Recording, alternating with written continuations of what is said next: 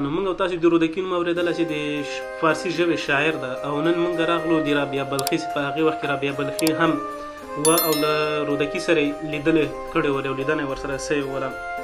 نو موږ راغلو نن په دې ویډیو کې موږ غواړو چې د رابعه بلخي او د رودکي او د رابعه بلخي د ژوند په اړه باندې موږ تاسو ته ویډیو جوړه کړو. رابعه بلخي څوک ده؟ رابعه بلخي د پښتو فارسي ژبه باندې شعرونه ویلي او دا په بلخ کې زیږېدلی و، د کعب قزداري لور وله. نن موږ راغلو په دې ویډیو کې موږ تاسو ته غواړو چې د رابعه بلخي په اړه باندې او د هغې د ژوند ته کتنه وکړو. نو راځئ موږ سره ویډیو تر پایه پاتې شئ. رابعه بلخي په بلخ کې زیږېدلی و او پلار یې د قندهار والي و او دوی له اصل له نسب نه عربان ول او کله چې دا پیدا شوله نو دې له ډېرو شاعرانو سره ولیدل لکه رودکي او داسې کله کوچني وله نو دې خپل درسونه شروع کړه او پلار یې په هغې وخت کې دا مکتب ته لېږله، ښوونځي ته په دې باندې زده کړه کولې، خو په هغې وخت کې ډېر سخت او محدودیتونه ډېر لږ ول او دې چې بیا کله خپلې زده کړې کولې نو د ورور پې هم حسادت کېده چې بعد له پلار نه راغی او بیا د بلخ والي سو. نن به موږ راسو تاسو ته به د دې د حارث د نوم سره یې موږ وروسته کعب ته موږ به تاسو ته وروسته تعریف کړو. کعب قزداري چې کله رابعه بلخي پیدا شوله او دا راغټه شوله په 10مې پېړۍ 9مې او 10مې پېړۍ اټکل شوې ده د اکثر مورخینو له طرف نه.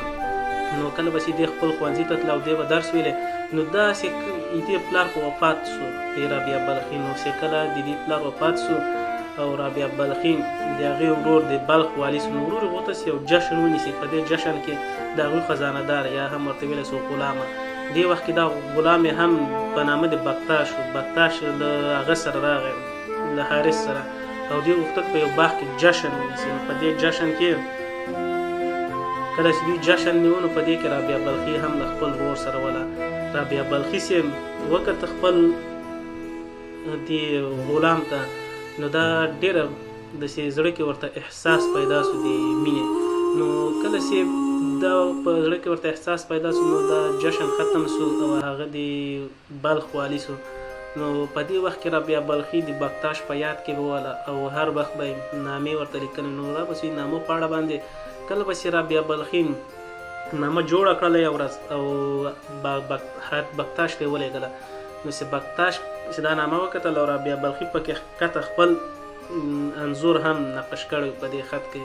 نو چې کله دا هغه وکته بکتاش نو دا هم په زړه کې ورته احساس پیدا سو د مینې احساس، د عاطفې احساس. نو چې کله دوی به خبرې کولې نو دوی به یو بل ته په د دربار نه رابعه بلخي به دته نامه کې خط لیکه او خپل عکس به یې ورته په اخره کې ولیکه. نو ډېر به ښه ښکاره کېده او ډېره ښایسته وله رابعه بلخي. نو د دوی د هغه مینې احساس څنګه معلوم سو چې په دې باندې حارث خبر سو او بیا د دې د مرګ سبب هم سو. نو چې کله رابعه بلخي له رودکي سره ولیدل او دوی خپل جشن ونیوه، چې خپل کله جشن یې ونیوه نو په دې وخت کې جشن چې ونیو په دې وخت کې رودکي راغی او د شراب خوړلي میګساري یې کړې وله. کله چې دوی شراب وچښل نو دې ته ویل شول چې ته راشه په سټیج باندې. هغې وخت کې لکه یو منطقه کې به خبرې کېدل نو دوی ته راشه په سټیج باندې ته دا خبرې وکړه. نو هغې وخت کې هغې د رابعه بلخي د شعر یو څو بیلګې ویلې. نو په دې بیلګو کې د هغه ډېر د خلکو احساس ورته وکړه. نو هغه ورته ویلې چې دا عاشقانه دا دې له کمه کړه. نو هغه ورته ویلې دا د رابعه بلخي دی او رابعه بلخي له بکتاش سره مینه لري ځکه په هغې وخت کې هغه د شرابو په نشه کې و.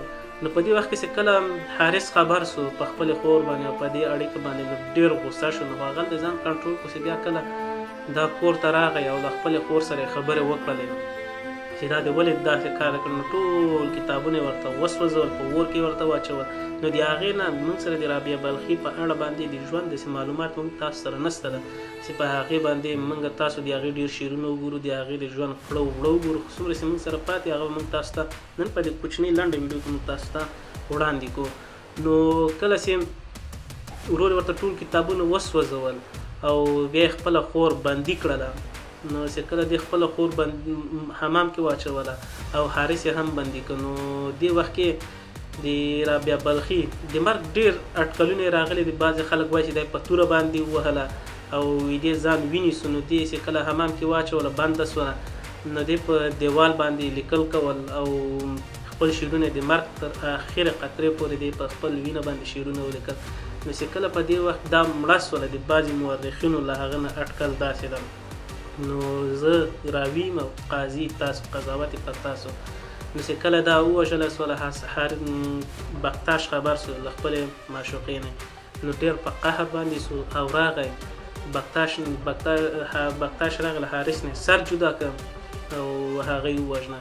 نو په دې ځای کې راځو اوس موږ د دې احساسو ته چې بعضې ځای کې کله چې پردیو په بلخ باندې یرغل وکړ نو په دې وخت کې حارس سره بختاش یو ځای جنګېده او بختاش د پردیو له خوا نه چې چا په بلخ باندې حمله کړې وله نو هغه زخمي سو او پرېوته.